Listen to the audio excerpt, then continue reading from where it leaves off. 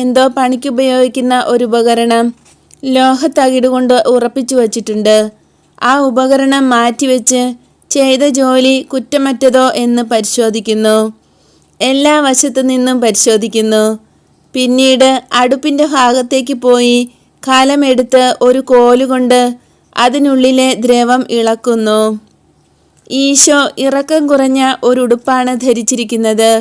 ഉടുപ്പിന് hazel കുരുവിൻ്റേതുപോലുള്ള കടും തവിട്ട് നിറമാണ്. ഉടുപ്പിൻ്റെ കൈകൾ മുട്ടുവരെ തെറുത്തു വച്ചിരിക്കുന്നു. ഒരു തരം ഏപ്രൺ കെട്ടിയിട്ടുണ്ട്. കലത്തിൽ പിടിച്ചു കഴിഞ്ഞ് വിരലുകൾ ഏപ്രണിൽ തുടയ്ക്കുന്നു. ഈശോ തനിയെയാണ്.